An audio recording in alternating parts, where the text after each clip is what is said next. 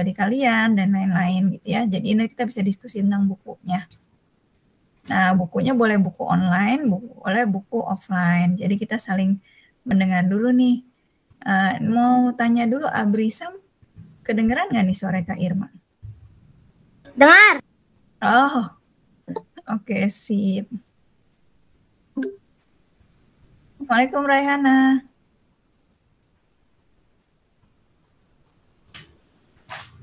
Halo Raihana.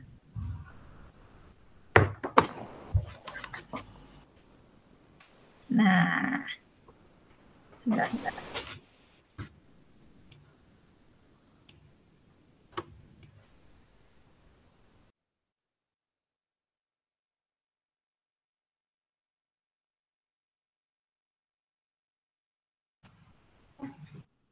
Nah, nanti pertama caranya read aloud itu, kalau yang ikut Kids Book Club mungkin nggak tahu ya, kalau yang ikutnya di Kids Book Club mungkin baru sekarang tahunya. Jadi kalau di read aloud, sebelum kita membaca nyaring, kita bisa memperlihatkan dulu bukunya nih, sampul bukunya nih. Kak Irma mulai dari Kak Irma dulu ya.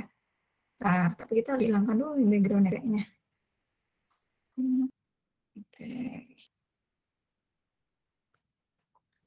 Kelihatan?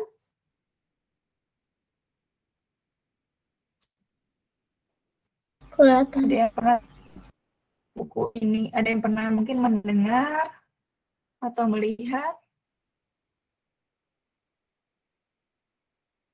dulu sebelumnya, sebelum kayak belum pernah ya? Oke, Belum. ini judulnya Where's Wally Now? Kira-kira ngelihat judul ini, ceritanya tentang apa ya? Wally apa? Kurang tahu. Wally ya. Where's Wally Now? Kayaknya tentang, bisa jadi tentang mencari Wally ya. Nanti kita lihat isinya.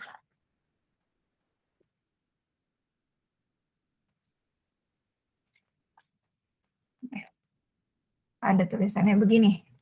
Pertama, Wally ngasih selamat datang. Terus ada 5 orang di sini nih. Ini ada Outlaw, ada Wizard White Bear, ada Wenda, ada Wolf, dan ada Wally sendiri. Wally itu orangnya seperti ini. Pakai kacamata, rambutnya coklat, terus pakai topi. Nah, dia tulis di sini. This where's Wally? Books belong to. Nah, ini kita bisa nulis nama kita. Terus ini. Hey, Wally fans. 5 intrepid travelers are lost in every scene. Can you find them? Ya, teman-teman Wally, halo. Ada 5 penjelajah yang hilang nih di setiap adegan. Apakah kamu bisa menemukan mereka? 5 itu ada Wally, terus kemudian ada Wolf, ada Wenda, ada penyihir, dan ada Orland. Gitu. And in every scene, the traveler have each lost something precious. Can you find them too? Jadi ada setiap traveler itu kehilangan masing-masing harta. Ada Wally's key, ada Wolfbone, ada Wenda's kamera, ada Wizard Whitebeard scroll, dan Outlaw's binoculars. Jadi ada kuncinya Wally, ada tulangnya Bone, anjingnya, ada kameranya Wenda, ada Wizard Whitebeard scroll, dan scroll tuh kayak perkamen gitu ya, kayak kertas zaman dulu gitu, sama teropongnya Outlaw. Jadi buku ini isinya adalah jreng, kita akan lihat. Wow, can you see that? Ya. Jadi kita harus mencari di mana Wally itu. Nih contohnya ya isi bukunya. Jadi Wally itu dulu ini pernah difilmkan nih, Where's Wally. Jadi isi bukunya betul-betul buku bergambar, gambar yang sekecil-kecil ini kita mesti mencari Wally itu ada di mana di antara semua orang ini. Dan nggak cuma Wall-E, ternyata di sini tersembunyi juga teman-temannya Wall-E. Menarik banget ini. Ada macam-macam dari yang ini terang, terus kemudian ada lagi begini, ada lagi seperti ini. Nah, seperti ini bukunya, ini Big Book. Dan ada penjelasannya.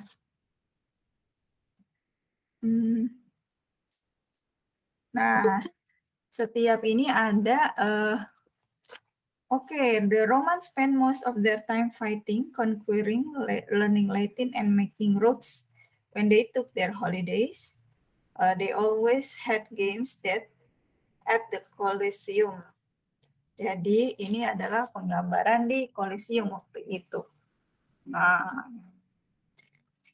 oke, mungkin itu sepintas dari Kak Irma ya. Ini buku bergambar, nah judulnya Where's Wall-E. Siapa yang tertarik melihat buku bergambar ini? Kira-kira apa yang tertarik? Bagus. Bagus ya. Ini dari covernya menarik banget. Ya, zaman dulu nih sangat terkenal. Jadi Wall-E ini sangat terkenal sampai dijadikan siaran di TV. Jadi zaman dulu kan adanya RCTI ya, zamannya Kak Irma. Itu kita sampai ngedeket ngelihat mana Wall-E, kita cari Wall-E-nya di mana gitu ya. Jadi isinya buku ini cuma betul-betul mencari Wall-E dan teman-temannya. Tapi yang paling dia ada fakta-fakta sedikit tentang tempat-tempatnya. Kayak tadi kan di Colosseum ya, Romawi. Ini ada juga di Aztec. Dia di Aztec. Nah, ini di Meksiko ya. The Aztec lived in sunny Mexico and were rich and strong and like swinging from poles pretending to be eagles. Jadi mereka memang kayak undak-undakan gitu ya. Dan mereka kaya, kalau nggak salah negaranya pada zaman dulu itu. Terus peradabannya sudah tinggi gitu. Jadi ada keterangan sedikit mengenai tempat-tempatnya sambil kita nyari Wall. Nah, menurut kalian kira-kira gunanya apa sih buku seperti ini? Kayak melatih kejelian mata gitu. Ya, ketelitian. Iya, melatih ketelitian, melatih kejelian mata ya. Dan meskipun ini bukunya buku anak-anak, sampai orang dewasa masih suka meskipun nggak ada tulisannya. Nah, gitu. Nah, itu buku favorit Kak Irma. Kita satu-satu akan bahas buku favorit ya. Mulai dari mana nih? Siapa yang mau duluan? Siapa? Dari yang mau datang duluan apa? Abrisa? Ya. Halo? Abrisa punya buku favorit apa yang mau di-sharing? Ya, nggak bawa. Oh, nggak bawa. Oke, gantian ya berarti ya. Siapa yang udah siap? Ada buku kesukaannya nggak yang mau kita bahas? Ada. Triksi ada? Bentar dulu. Bentar yang lain aja dulu. Aku aja. Ya, boleh. Boleh. Favorit aku Kita Kami Kamu ditulis Socha Sobita dan Reda Gaudiamo.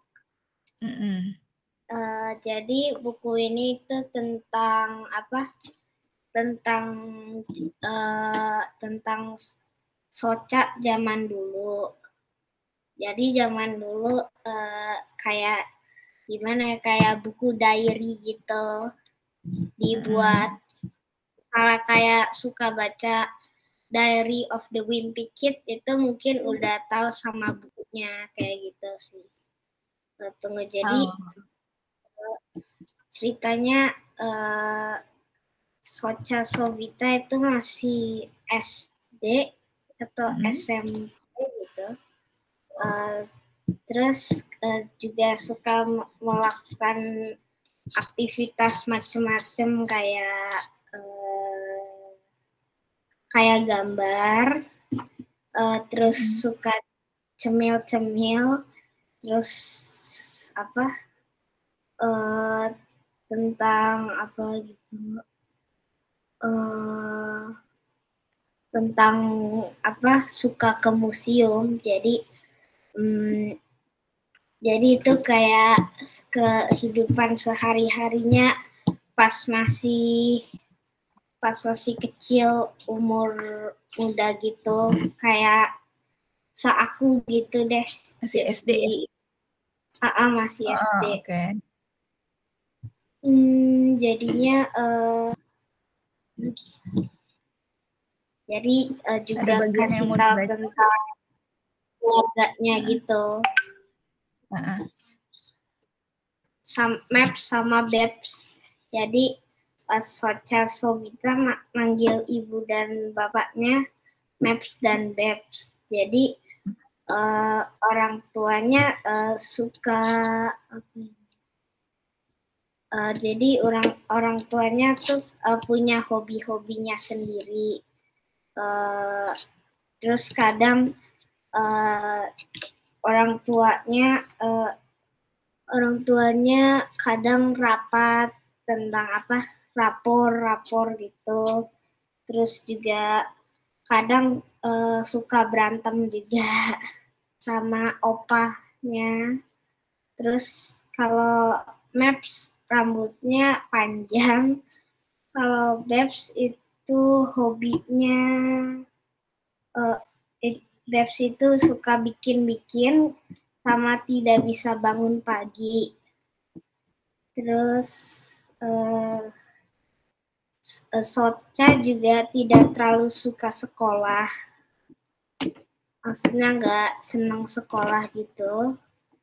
Terus juga akhirnya masuk SMP di halaman 70. Jadi buku ini juga kasih tahu tentang macam-macam. Jadi ya itu doang sih sebenarnya. Ceritain tentang macam-macam. Oh, menarik. HW boleh baca bagian yang paling HW suka nggak? Mungkin satu penggal gitu. Tuh. Tunggu.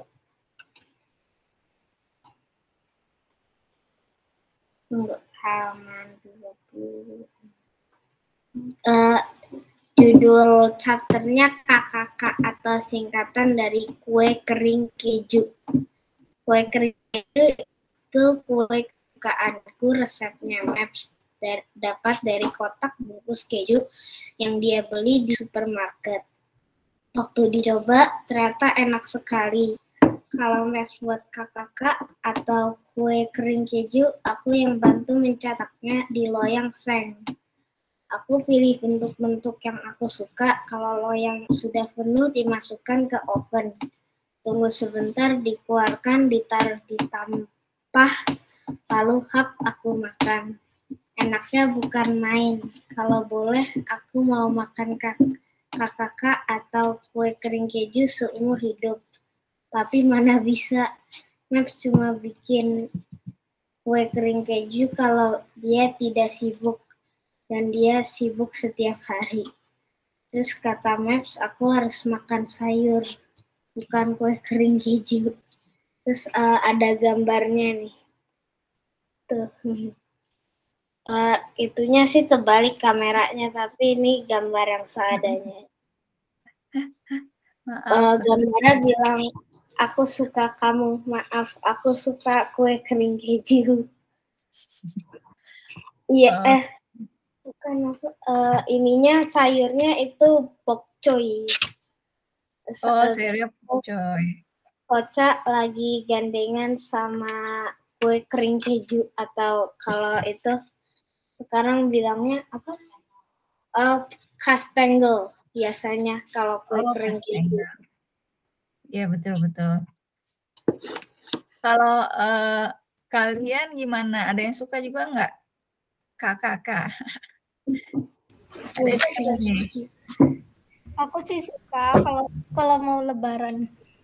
Oh iya, kalau mau lebaran ya. Mungkin ada punya pengalaman masak sama ibunya atau nungguin siapa masak gitu terus kita ngeliat atau bikin kue gitu. Ada nggak yang Aku pernah, soalnya bude aku tuh emang suka bikin kue dan jualan kue, aku pernah bantuin. Oh, iya. Seru ya. Jadi ingat masa-masa itu. Ini menarik banget buku kita Kami Kamu itu benar-benar kisah sehari-hari. Jadi kita sangat bisa nih nulis sesuatu yang sehari-hari ya sifatnya. Oke, makasih nih Hawe. Silakan nih mau Raihana dulu, Ayah atau Triksi. Siapa duluan mau mau siapa tadi yang duluan datang tuh Ayah ya? Ayah gimana Ayah? Ada? Udah, aku udah. Udah ada. Oke. Apa nih buku yang kita bahas? Bukunya yang aku suka itu, yang aku baca berkali-kali itu buku sebentar. Backgroundnya. Ya, kita harus menghilangkan background dulu nih kayak. Tuh, ini. Oh, Kak Irma juga suka tuh. Heidi. Ada yang udah pernah baca? Yang lain? Heidi belum? Nah, boleh Ayah cerita sedikit. Ini ceritanya tentang anak kecil yang ditinggal orang tuanya. Tinggalnya sama bibi dia dari kecil, umur 2 tahun kalau nggak salah. Terus bibinya kan kerjanya jadi apa aja gitu. Yang penting bisa kerja, terus ketemu sama orang kaya raya. Habis itu nawarin, kamu jadi pembantu di sini aja gitu. Terus itu yang nawarin tuh orang kaya raya banget, yang dihormati di mana-mana. Terus dia nggak bisa nolak, tapi kan Heidi-nya nggak ada yang jagain, nggak mungkin dibawa ke sana. Jadi katanya ada info kalau orang kaya itu tuh punya anak, namanya siapa ya namanya? Aku lupa namanya. Habis itu anaknya itu dia tuh lumpuh, nggak bisa jalan. Terus dia tuh nggak punya temen, dia nggak boleh keluar dari rumah soalnya lumpuh. Ayahnya sayang banget sama dia. Terus keluarnya tuh kalau liburan doang. Terus dia butuh temen buat nemenin dia di rumah. Dia seneng banget pas Heidi-nya datang. Heidi-nya sebenarnya yang minta untuk bawain anak ke rumah itu tuh kepala dari rumah itu. Nah, jadi ayahnya yang anak orang kaya yang lumpuh ini tuh karena saking kaya rayanya, dia tuh selalu ada bisnis ke Paris, luar negeri, ke Spanyol, nggak pernah ada di rumah gitu. Paling cuma seminggu doang kalau misalnya liburan. Terus jadi yang ngurus rumah itu tuh namanya Nona Rottenmeier. Nona Rottenmeier ini yang kepala dari seluruh pelayan yang ada di rumah itu. Nona Rottenmeier itu yang minta untuk Heidi datang ke sana. Tapi ternyata Heidi-nya itu masih kecil kan, umurnya masih 9 tahun ya. Kalau anak yang lumpuh itu udah 10 kalau nggak 11. Nona Rottenmeier itu mau anak yang udah sebaya sama ini, biar sama anak yang lumpuh itu biar ada saingan, biar belajarnya lebih kencang. Tapi anaknya tetap suka, soalnya Heidi-nya tuh ceritanya panjang lebar, lucu. Tapi Nona Rottenmeier-nya kayak berlebihan gitu. Kan ditanyain pas pertama kali datang ke rumah orang kaya itu tuh ditanyain, namanya siapa?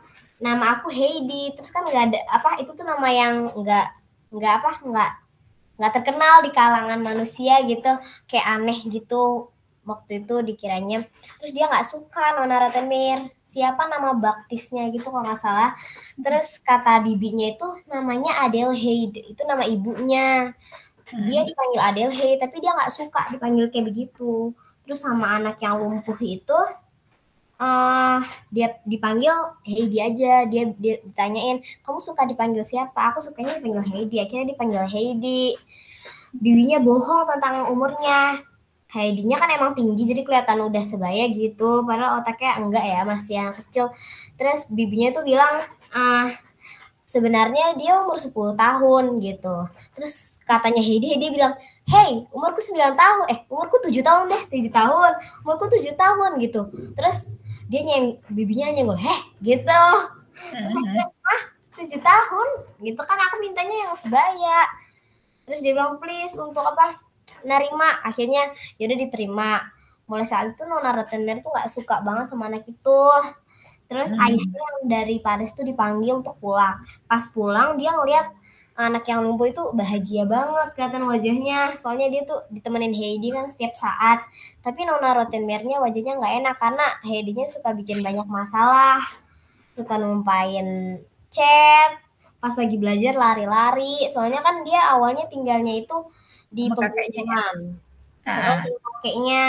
Terus tinggalnya itu dia di tempat yang apa seadanya gitu. Terus kalau di rumah mewah gitu kan banyak barang-barang dipajang, dia tuh lewat setiap kali dia lewat barang jatuh brak brak brak prang gitu kan, berantakan semuanya. Soalnya dia tuh pengen lihat dari atas semua pegunungan, pengen lihat, tapi setiap kali dia lihat ke atas itu nggak ada sama sekali, cuma ada batu, bangunan gitu. Terus akhirnya lama-lama dia kangen sama kakeknya, nangis malam-malam.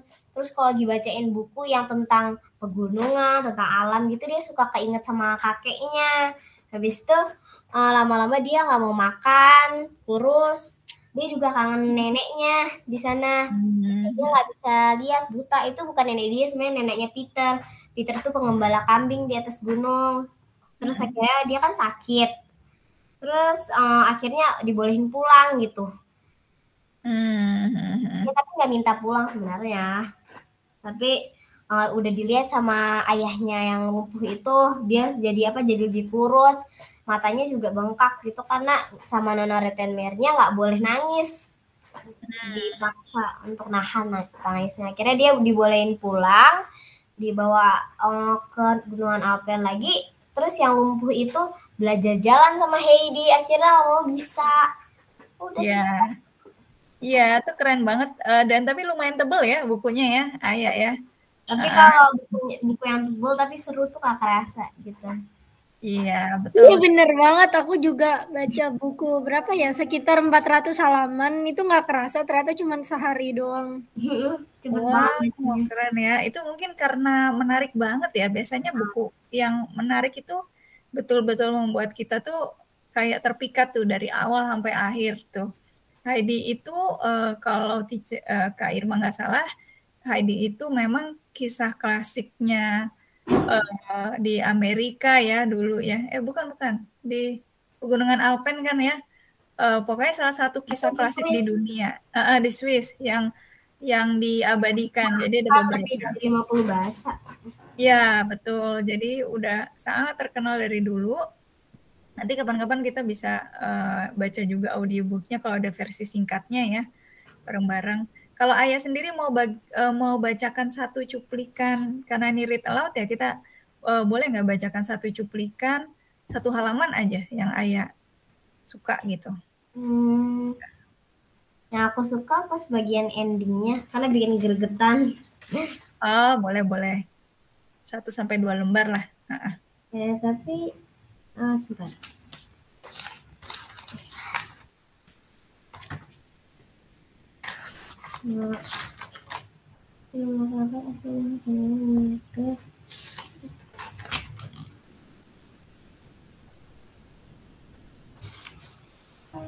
Bingung. Bagian ini aja deh, yang hari sial bagi Nona Rottenmeier.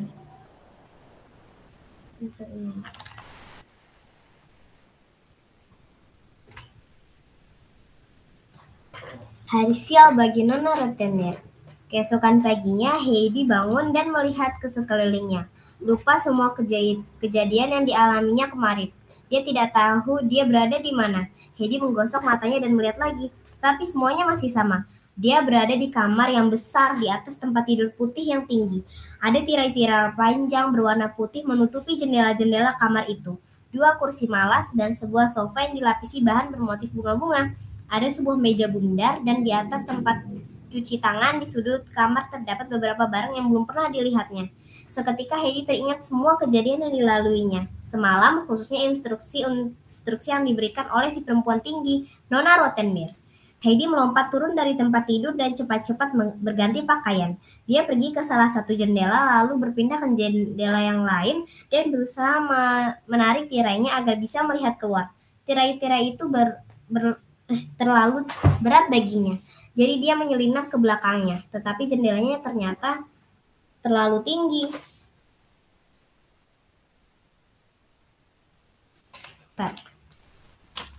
bukan. Tuan User adalah gurunya orang yang anak lumpuh itu. Dia tuh guru pribadi ya. Tuan User orang yang tidak gegabah dan selalu berusaha melihat masalah dari berbagai sisi. Jadi setelah beberapa kali memberikan komentar yang menenangkan, dia berkata bahwa mungkin situasi itu tidak separah yang dikhawatirkan Nona Rottenmeier. Jika anak itu tertinggal dalam beberapa bidang, mungkin dia maju dalam bidang yang lain, dan mungkin pelajaran yang teratur bisa membantu. Nona Rottenmeier bisa melihat bahwa dia tidak akan memperoleh dukungan yang diinginkan dari Tuan User, karena tampaknya guru ini tidak keberatan mengajarkan ABC dari awal kepada Heidi. Oleh karena itu, dia mengantar Tuan User sampai ke pintu ruang belajar dan mengamatinya masuk. Tetapi membayangkan harus melihat Heidi mempelajari abjad membuatnya muak. Nona Rottenmeier berjalan mondar-mandir dengan gelisah di ruang makan. Dia sibuk memikirkan bagaimana sebaiknya para pelayan memanggil Adelheid. Karena menurutnya instruksi Tuan Seseman agar anak itu diperlakukan sama seperti putrinya pasti dimaksudkan untuk mereka. Sekonyong-konyong terdengar suara gaduh dari dalam ruang belajar. Suara barang-barang berjatuhan dan dia mendengar seseorang memanggil Sebastian. Nona Rottenmeier bergegas masuk ke ruang belajar dan mendapati buku, kertas, sebuah tempat tinta, dan taplak meja yang di bawahnya ada genangan tinta berserakan di lantai. Heidi tidak terlihat dimanapun. Bagus sekali, kata Nona Rottenmeier sambil meremas-remas tangannya. Buku, karpet, taplak meja, semuanya bernoda tinta. Belum pernah aku melihat kekacauan seperti ini pasti ulah anak nakal itu. Tuan User berdiri memandang ke sekelilingnya. Dengan kesal, dia pun tidak bisa menemukan kata-kata yang menenangkan untuk mengomentari apa yang terjadi. Meskipun Clara, nama anak lumpuhnya Clara, justru terlihat sangat senang. Ya, Heidi yang melakukannya, tetapi dia tidak sengaja, kata Clara. Jangan menghukumnya. Dia hanya berlari melintasi ruangan dan tak sengaja menyambar taplak meja itu sampai semua yang ada di atasnya terseret jatuh.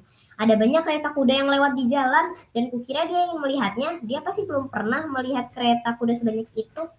Dah. Keren. Ini seru banget sih, ceritanya tuh agak panjang, jadi dari dia tinggal sama kakeknya. Kalau langsung ke akhir pasti nanya-nanya. Habis itu sampai dia ketemu sama Clara yang lumpuh ini, sampai Clara sembuh dari lumpuhnya. Nanti memang udah agak jarang ya buku Heidi, tapi moga-moga kalau dicari masih ada ya. Itu udah buku lama soalnya, tapi ceritanya nemuin di kardus-kardus ini. Itu bagus banget memang. Oke, nanti kita ubah sedikit ya. Kalau minggu depan kita live, kita akan perlihatkan dulu judul bukunya. Misalnya seperti ini. Judul bukunya adalah Where's Wally? Karangan siapa? Misalnya ini Martin Handford gitu ya. Ilustrasinya siapa?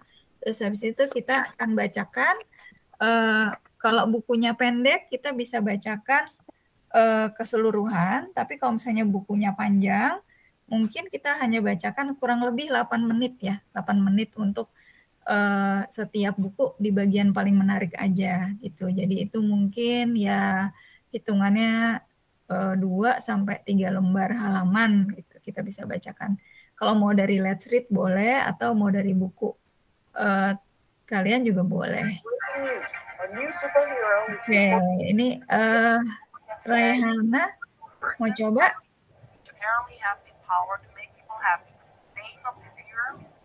Raihana atau Trixie? Raihana aja duluan, gak apa-apa. Kan semua salah. Ya, Raihana silakan. Jadi judul buku yang aku suka tuh Travelogue ke London. Jadi komik yang ceritain tentang Travelogue apa? Kok Travelogue? Boleh lihat bukunya kalau ada. Bentar Kak, belum dihilangin efeknya. Oke. Nanti mungkin bisa dibacakan dulu 1-2 lembar yang paling menarik, habis itu baru kita bahas ya. 2 lembar aja. Ya sekitar 5 menitan lah. Oke. Bagian yang paling aku suka itu bagian tiba di London.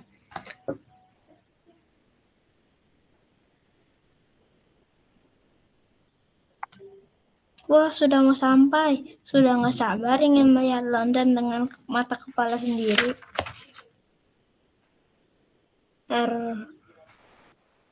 Panjangnya orang mengantri. Kapan nih sampai giliran ke counter?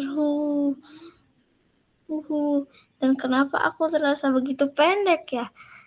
Setelah 4 jam, akhirnya aku bisa duduk juga. Sekarang yuk bergerak lagi untuk perjalanan selanjutnya. Gimana caranya sistem kereta di sini? Hah, bagaimana nih? Banyak sekali jalur dan stasiunnya. Posisi aku sekarang di mana? Siapapun, tolong aku.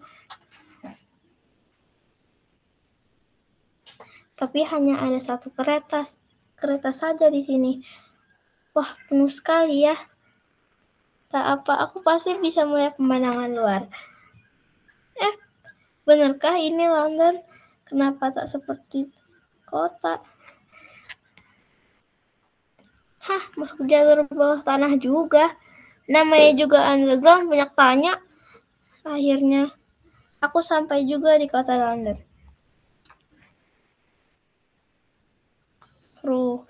Hahaha, pasti susah nih cari makanan halal di sini.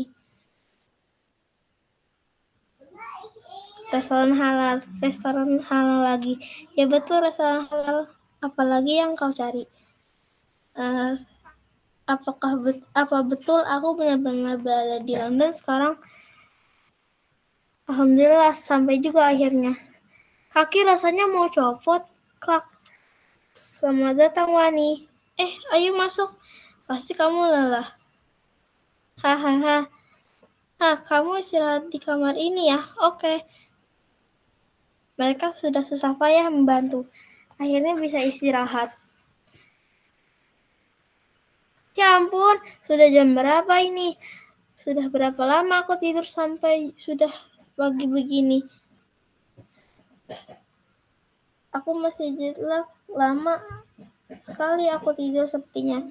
Sekarang waktu sholat apa? Aku jadi bingung kenapa rasanya seperti sudah banyak tertinggal waktu sholat ya. Astagfirullah.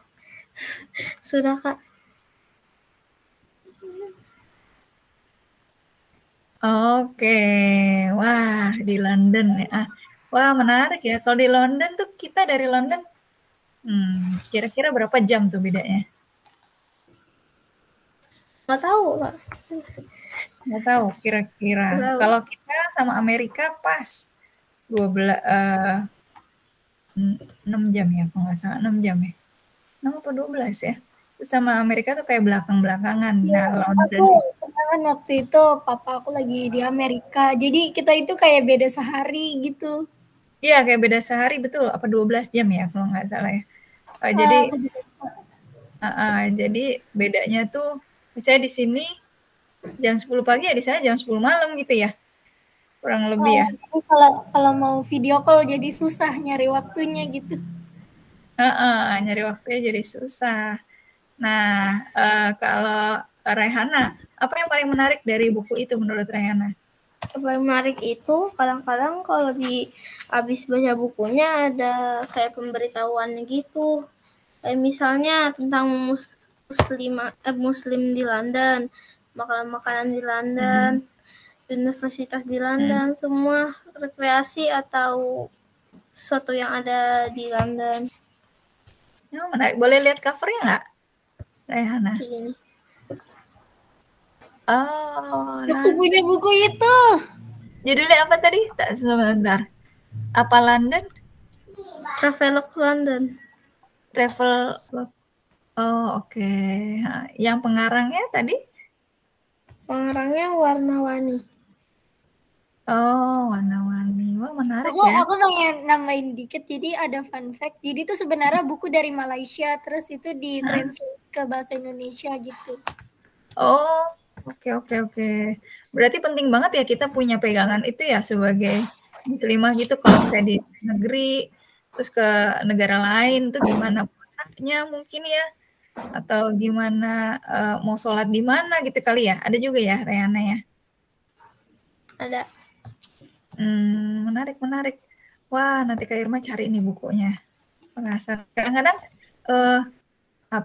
Kak Irma udah 40 tahun ya, tapi rasanya masih ada nih buku yang belum kita ketahui. Makanya buku tuh benar-benar jendela dunia banget. Kita memang harus pelan-pelan ya, cari-cari buku yang menarik. Oke, Triksi, silakan. Sebenarnya sih ini aku suka buku di semua, ini serial bukunya, cuman karena aku lagi nggak di rumah, jadi aku nggak bawa semua bukunya. Ini aku bawa satu bukunya, judulnya Comet Minor, penulisnya Terelie. Jadi ya. Di serial ini namanya serial Bumi, ini tuh udah ada sekitar 11, hampir 12 buku. Masing-masing bukunya tuh bisa hampir 400-an. Nanti Kak Irma pikir cuma sampai matahari, enggak ya? Enggak. Bumi, Bumi, bulan, matahari, bintang, Ceres dan Balthazar, komet, komet minor, Selena, nebula, si putih lumpuh. Terus yang mau terbit judulnya Sagaras. Oh, oke, menarik. Nah, itu tadi yang komet minor ya? Iya, komet minor. Jadi di buku ini bercerita tentang 3 sahabat remaja gitu. Yang pertama namanya Raib. Raib itu dia tuh sebenarnya bukan manusia bumi. Dia anak angkat. Jadi orang tua ibunya tuh meninggal waktu lagi lahirin dia di bumi, di klan bumi. Oke. Dia aslinya orang klan bulan. Oh, oke. Raib. Jadi ternyata setelah dicari tahu, Raib itu ternyata putri bulan. Dia punya beberapa kekuatan. Kekuatan andalannya itu menghilang. Dia bisa menghilang sampai pakai detektor menghilang, pakai apa ya? Kayak teknologi paling tinggi pun nggak bisa, makanya itu nggak bisa kedetek gitu. Makanya dia itu andalannya tuh menghilang. Terus yang lain dia punya kekuatan teleportasi. Terus habis itu pukulan berdentum. Terus teknik penyembuhan. Lanjut sahabatnya Raib namanya Sally. Sally itu dia warga klan Matahari. Orang tuanya ibunya itu asli orang klan Matahari. Jadi waktu beberapa ribu tahun lalu itu jadi ada pemindahan lah, kayak pindah dari klan gitu, dan akhirnya mamanya Sally tuh nikah sama klan bumi, orang klan bumi. Tapi mamanya Sally tuh nggak punya kekuatan, tapi Sally yang mewarisi kekuatannya. Emang kalau di klan ini apa ya, kode genetiknya itu bukan dari ibu ke anak, tapi agak random. Jadi sebagai orang terpilih gitu, kode genetiknya tuh nurunnya tuh nggak langsung. Oke. Coba kita bacakan cuplikannya kali ya. Oke. Yang bagian. Tapi ini mungkin aku karena dalam satu babnya itu panjang banget, jadi aku kayaknya mungkin ceritain aja. Jadi aku bakal ceritain bagian ini agak sedih, bagian waktu. Jadi mereka lagi latihan pagi, kayak semacam senam, tapi senamnya kuno gitu. Senamnya kuno. Kan terus mereka tuh kayak sambil ngeluarin kekuatan. Sebenarnya udah pakai pelindung gitu di sekelilingnya, di lapangan lah ya, di lapangan. Harusnya suaranya tuh nggak bisa kedengaran dari luar. Tapi mereka lupa di bawahnya tuh itu kan nggak pakai lapisan. Jadi hewan-hewan di bawah tanah tuh bisa terganggu. Dan ini mereka itu lagi ada di klan Comet Minor. Hewan-hewannya tuh nggak biasa. Nah, waktu mereka latihan tuh tiba-tiba kayak tanahnya tuh getar. Terus tiba-tiba keluar semacam cacing tanah raksasa. Nah, ini nih ada gambarnya sebentar. Nih, kayak begini cacingnya. Oh, oke. Nah, ya, Kayak cacingnya antara cacing dan naga. Enggak. ya benar, giginya tuh tajam banget. Dan ternyata dia itu punya racun ya, kayak racun. Terus itu susah banget ngalahinnya karena kalau dipotong dia bisa jadi 2. Jadi membelah diri Membelah, terus ya. hidup lagi. Dan itu racunnya mematikan. Racunnya cukup mematikan. Bentar, aku singkat dulu ceritanya. Oke, jadi karena udah jadi 16 cacingnya, terus tiba-tiba cacingnya tuh nyerangnya tuh makin ganas. Tiba-tiba si Sally tuh kena si cacingnya apa ya, jadi cacingnya juga punya jaring, semacam jaring, terus Sally ditarik kayak mau dibawa ke dalam tanah gitu. Nah, Ali sama Raib itu kayak mau nyelamatin Sally, tapi karena susah banget, cacingnya makin banyak dan mematikan. Jadi mereka cukup lama buat nyelamatin Sally itu. Nah, di situ juga ada Batozar, ada yang namanya Batozar. Dia bisa dibilang yang paling hebat. Terus singkat cerita, akhirnya Batozar udah nemuin kelemahannya si cacing itu. Nah, cacing itu punya tanduk atau taring gitu, Terus kayak kelemahannya tuh di situ. Jadi kalau dicopotin tanduk atau taringnya itu tuh bisa lumpuh kayak gitulah. Tapi Sally-nya akhirnya itu terambil sama cacing tanah itu. Belum keambil. Belum. Nah, terus kan karena cacingnya udah banyak banget dan kalau misalnya satu-satu kan pasti lama. Akhirnya si Batozar itu ngeluarin kekuatan rahasia dia. Dia bisa berubah jadi banyak. Jadi banyak gitu. Sebenarnya itu palsu, tapi kayak sifatnya sama. Jadi punya kekuatan terus dia langsung berubah jadi banyak gitu, Kak. Wah, Kak Irma jadi ingat The Matrix tuh kayaknya. Nah, akhirnya Batozar berubah jadi 16. Terus dia ngumpulin si gigi atau taring atau si tanduknya itu dan akhirnya cacingnya lumpuh semua. Dan tiba-tiba kan cacingnya udah lumpuh nih. Terus Sally diambil. Ternyata itu Sally tuh kakinya tuh udah bolong gitu, kayak gimana ya, kayak udah robek. Terus di dalam udah kena racunnya udah masuk ke tubuhnya. Untung si Raib tuh punya teknik penyembuhan, terus kan disembuhin. Tapi katanya itu susah banget nyembuhinnya karena nggak biasa, ini racunnya sangat mematikan gitu. Oke.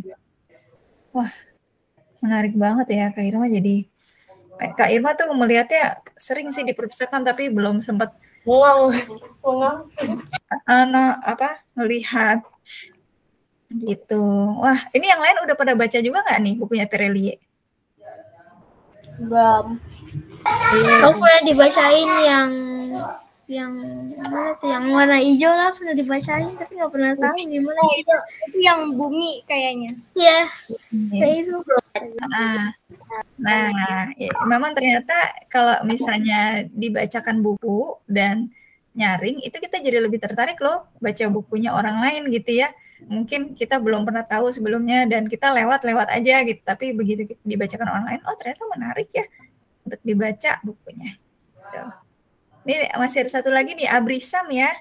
Makasih Triksi, kita lanjut ke Abrisam dulu. Ya, gimana Abrisam? Ada yang mau dibacakan? Gimana Kak Eno?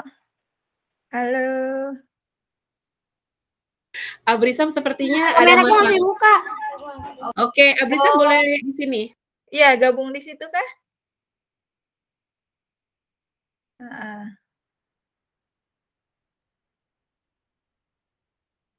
Nah, oke Abrisam. Mungkin boleh ditunjukkan bukunya apa nih Abrisam? Negeri Lima Menara. Oke. Negeri Lima Menara. Wah, Kak Irma pernah baca nih kalau yang Negeri Lima Menara. Karangan siapa tuh? Karangan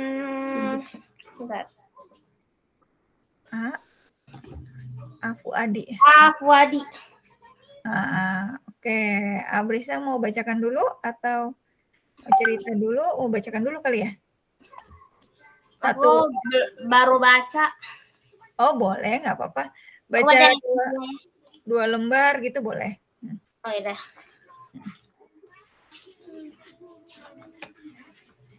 Pesan dari masa silam. Washington DC, Desember 2003, jam 4. Iseng saja, aku mendekat ke jendela kaca dan menyentuh permukaannya dengan ujung telunjuk kananku. Hawa dingin segera menjalari wajah dan lengan kananku. Dari balik kerai tipis di lantai 4 ini, salju tampak turun mengumpal-gumpal seperti kapas yang dituang dari langit. Ketukan-ketukan halus terdengar setiap gumpal salju menyentuh kaca di depanku. Matahari sore menggantung condong ke barat berbentuk piring putih susu. Tidak jauh tampak The Capitol, gedung parlemen Amerika Serikat yang anggun putih gading, bergaya klasik dengan tonggak-tonggak besar. Kubah raksasanya yang berundak-undak semakin memutih ditaburi salju, bagai mengenakan kopiah haji. Di depan gedung ini, hamparan pohon American elm yang biasanya rimbun kini tinggal dahan-dahan tanpa daun yang dibalut serbuk es. Sudah 3 jam salju turun. Tanah bagai dilingkupi permadani putih. Jalan raya yang lebar-lebar mulai dipadati mobil karyawan yang beringsut-ringsut pulang. Berbaris seperti semut. Lampu rem yang hidup mati memantul merah di salju. Sirine polisi atau ambulans sekali-sekali menggertak diselingi bunyi klakson. Udara hangat yang berbau agak hangus dan kering menderu-deru keluar dari alat pemanas di ujung ruangan. Mesin ini menggeram-geram karena bekerja maksimal. Walau begitu, badan setelah melayuku tetap menggigil melawan suhu yang anjlok sejak beberapa jam lalu. Televisi di ujung ruang kantor menayangkan Weather Channel yang mencatat suhu di luar minus 2 derajat Celcius. Lebih dingin dari secawan es tebak di Pasar Ateh, Bukit Tinggi. Aku suka dan benci dengan musim dingin. Benci karena harus mendebat diri dengan baju tebal yang berat. Yang lebih menyebalkan, kulit tropisku berubah kering dan gatal di sana-sini. Tapi aku selalu terpesona melihat bangunan, pohon, taman, dan kota diselimuti salju putih berkilat-kilat. Rasanya tenteram, ajaib, dan aneh. Mungkin karena sangat berbeda dengan alam kampungku di Danau Maninjau yang serba biru dan hijau. Setelah dipikir-pikir, aku siap gatal daripada melewatkan pesona winter time seperti hari ini. Kantorku berada di Independence Avenue, jalan yang selalu riuh dengan berjalan kaki dan lalu lintas mobil. Diapit 2 tempat tujuan wisata terkenal di ibu kota Amerika Serikat, The Capitol and the Mall, tempat berpusatnya aneka museum Smithsonian yang tidak bakal habis dijalani sebulan. Posisi kantorku hanya selemparan batu dari The Capitol.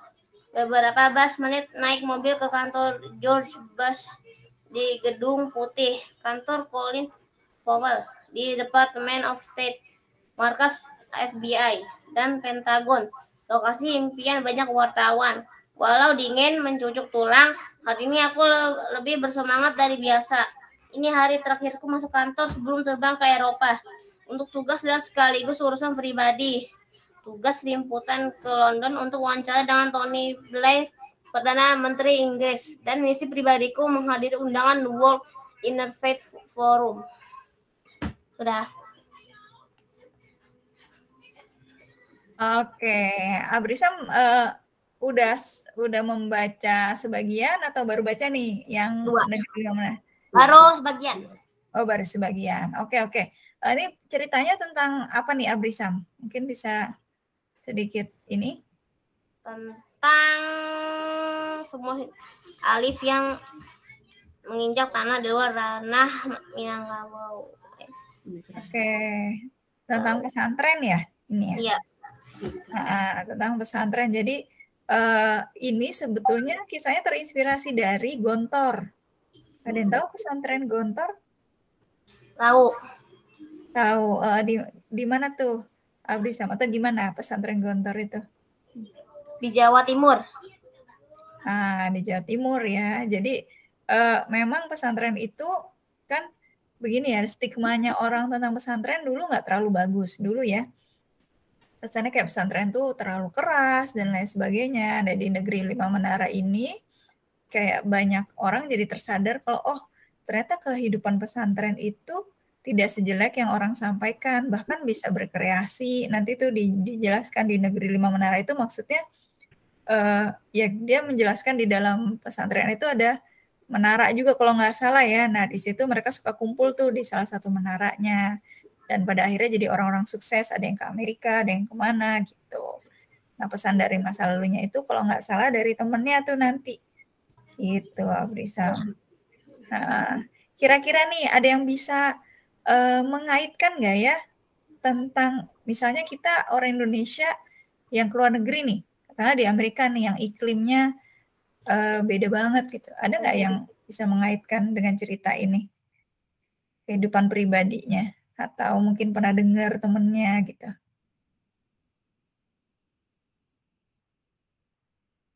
Ada mungkin?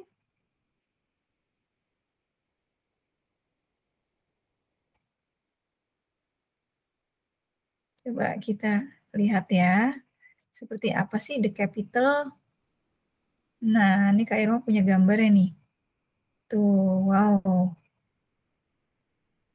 Ini The Capital. Putih, gedungnya putih ya tadi. Putih, bayangkan kalau dia pas kena salju nih. Coba. In winter. Ada nggak gambarnya? Wow, keren ya. In winter begini nih. Jadi benar-benar kayak putih, kayak udahnya putih, habis itu ini salju-salju di sini. Jadi suasananya pasti terasa dingin, terus habis itu syahdu mungkin ya, yang suatu saat kita mungkin bisa berkunjung ke sana. Nah, seperti ini mungkin suasananya di sana. Oke, kalau tadi kita mengunjungi mana lagi nih? Ada Gunung Alpen ya? Oke, kita lihat. Ini tempatnya Heidi. Ya, Alpen. Gini.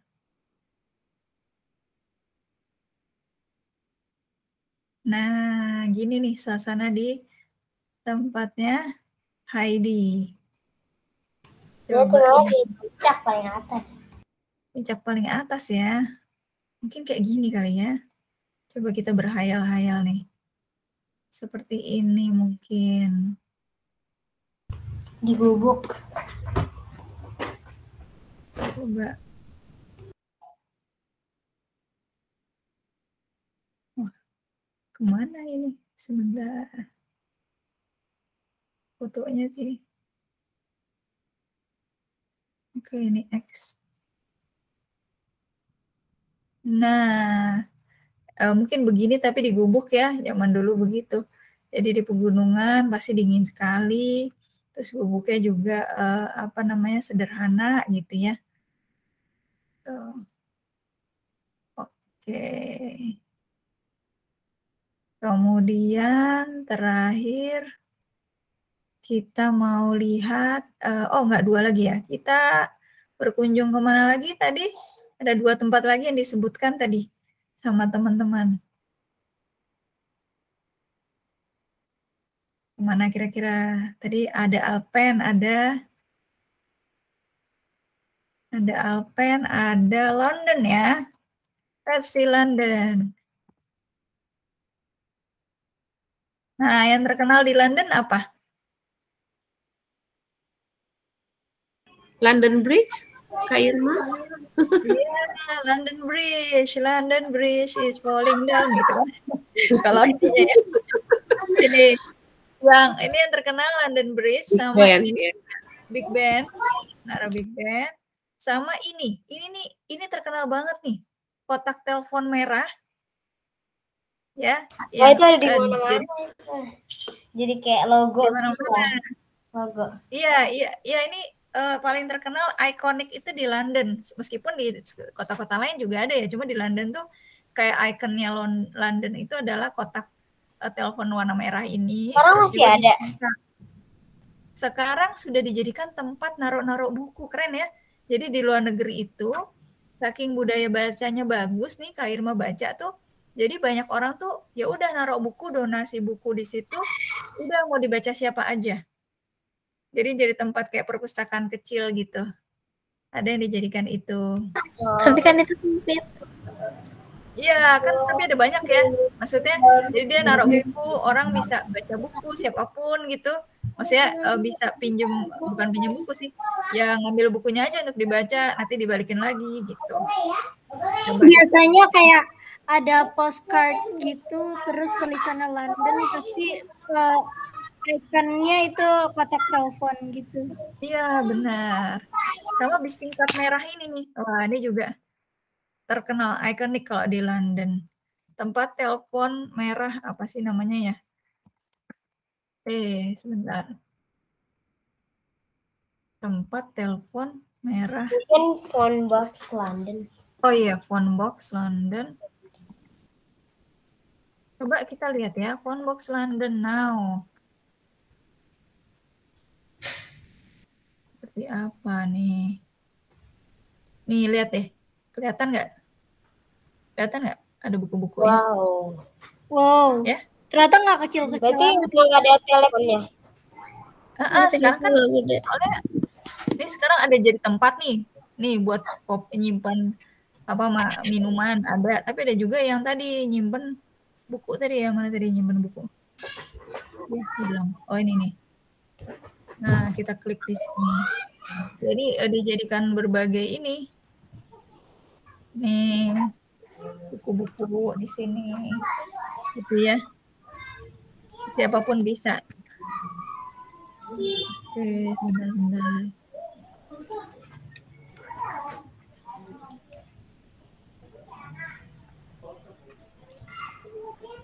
Nah, oke. Cancel. Oh, kita harus ini dulu. Ya, intinya dia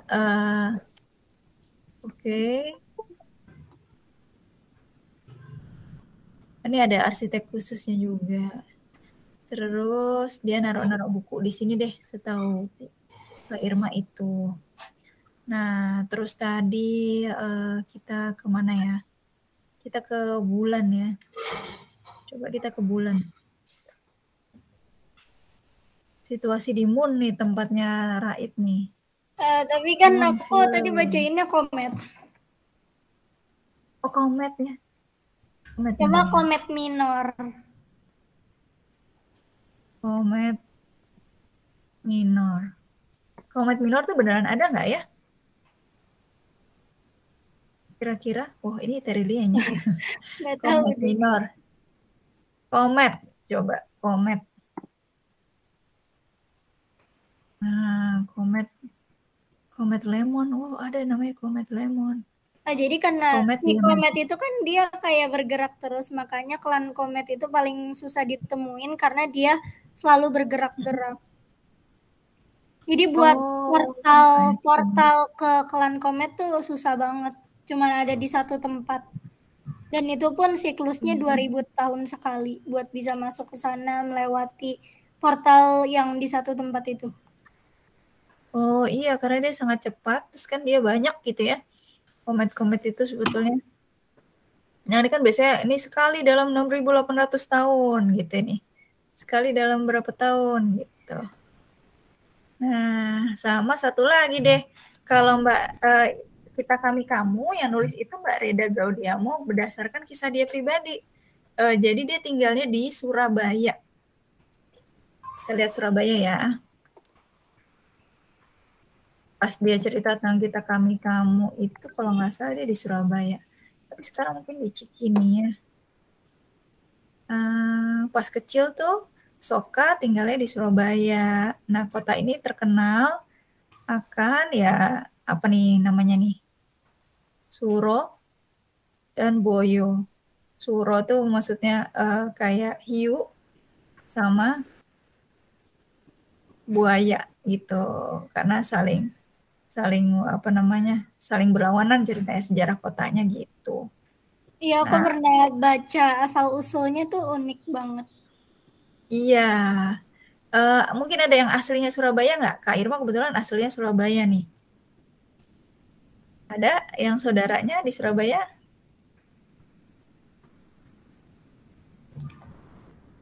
Surabaya tuh paling terkenal apanya nih? Kuliner. Kalau Surabaya itu paling terkenal kulinernya. Nah, ini model-model makanan di Surabaya. Tahu tek, petis gitu ya. Iso dan banyak yang berlemak-lemak memang ya. Di Surabaya itu begitu. Tapi makanannya sangat enak. Di Surabaya itu udah surganya makanan lah gitu. Nah, itu kalau nggak salah dia tinggal di salah satu gang di Surabaya. Nah, kalau di Jakartanya kalau nggak salah Soka itu di Cikini. Ya, Kak Irma. Nah, ini nih. Ada yang tahu nggak di Cikini itu ini namanya apa nih? Tempat Mana yang mana?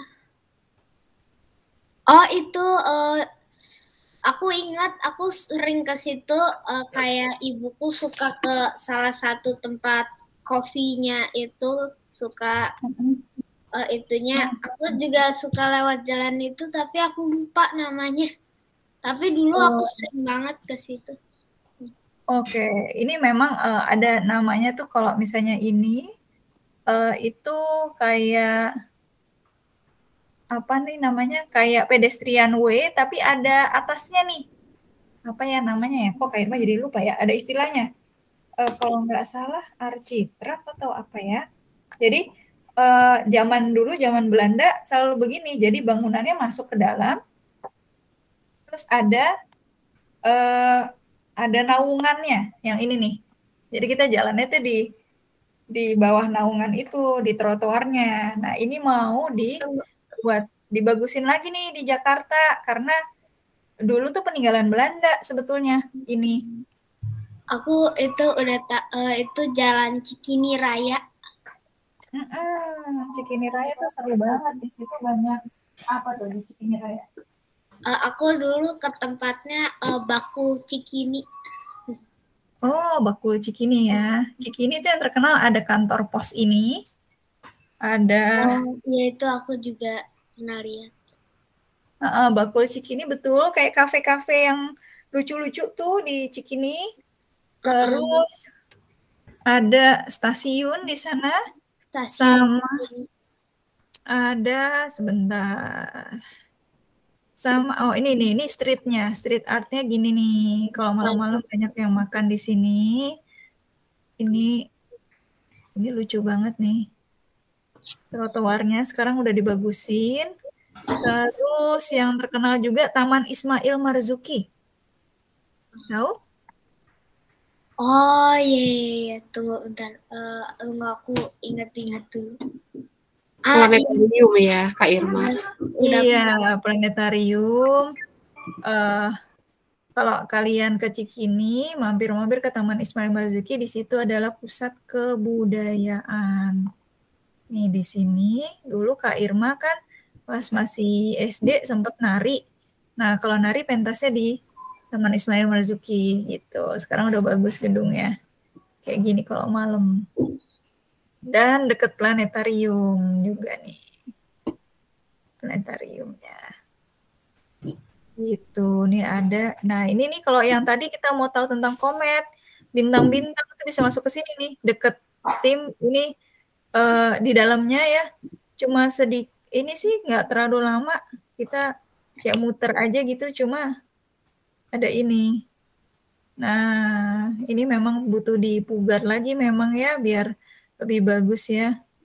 Oh ya, itu di Taman Ismail Marzuki ada perpustakaannya juga. Oh iya betul, itu perpustakaannya enak banget. Aku waktu itu main musik juga di belakangnya gitu. Main musiknya kayak ada apa gitu. Itunya aku juga main musiknya di belakang situ. Iya. Nanti kapan-kapan Kak Eno kalau mau ke sini, Kak Eno ini gede banget. Itu banyak section anak-anaknya juga. Aku udah ke Iya. situ. Betul. Ini banyak nih foto-fotonya nih. Iya. Kalau ini banget seru ya.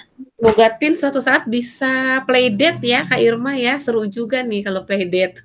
Ya betul. Nanti Itu kalau udah planetariumnya waktu itu pas aku cek lagi tutup.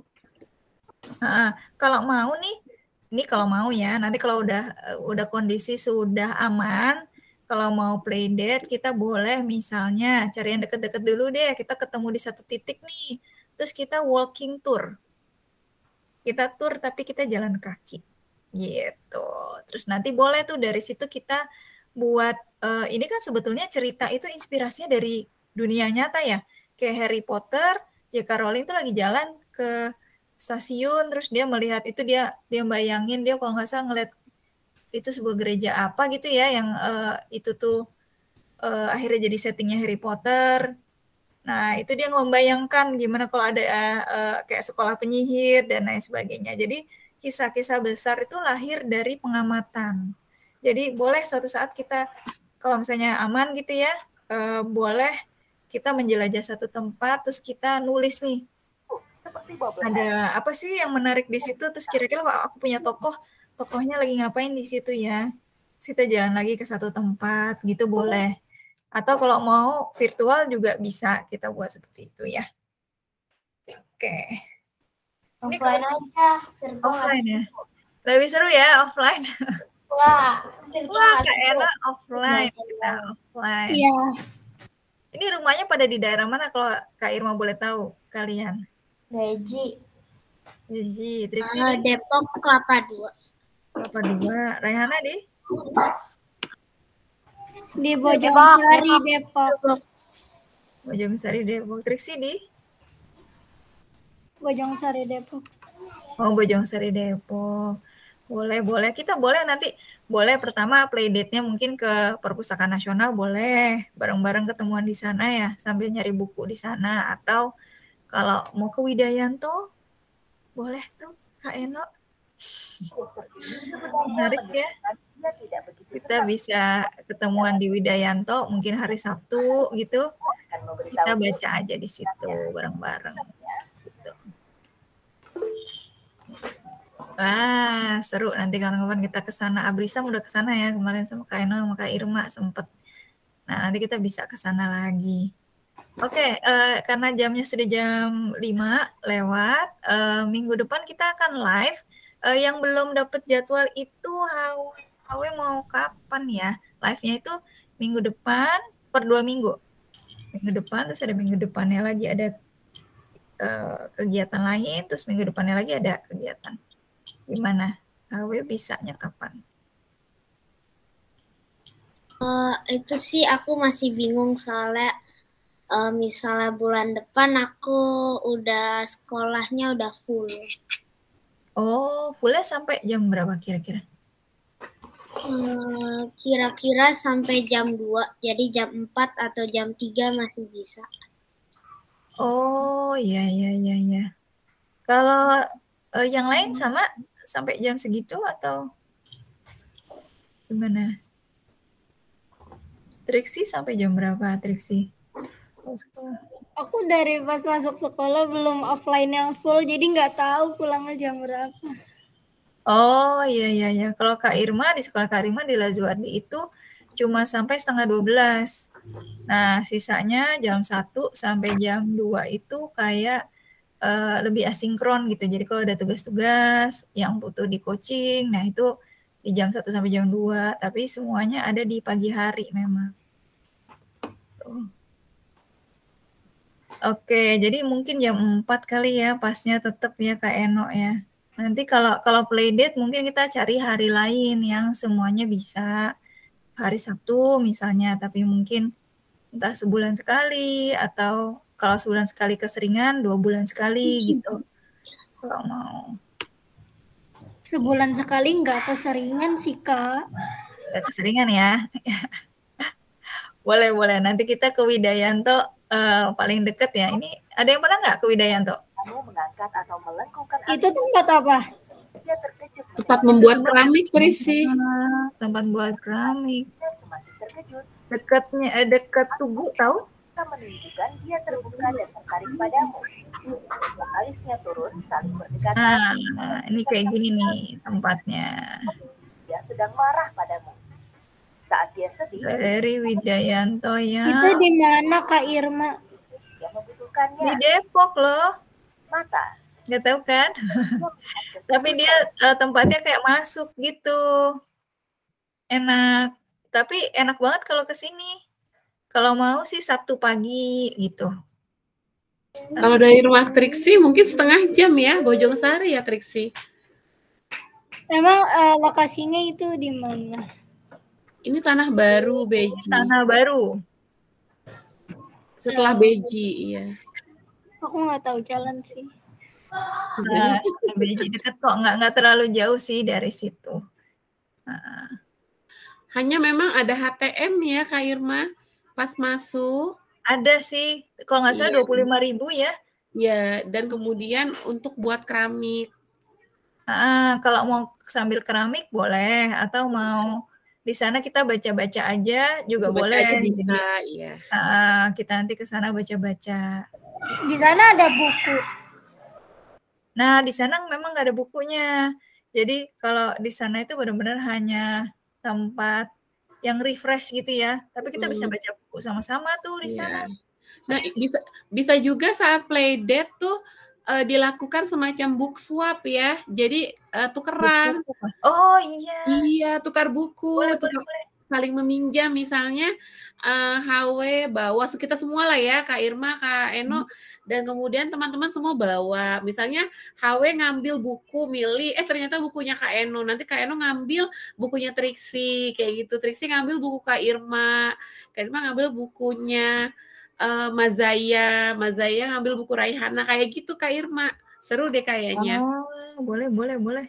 Tapi bukunya jangan tebal-tebal, nanti penasaran jadinya. Iya, bukunya mungkin yang nanti kita tentuin aja bukunya setebal betul. apa gitu ya, mungkin yang nggak terlalu tebal banget, gitu. Boleh nanti kita rencanakan Kak Eno. Nanti. Iya. Seru.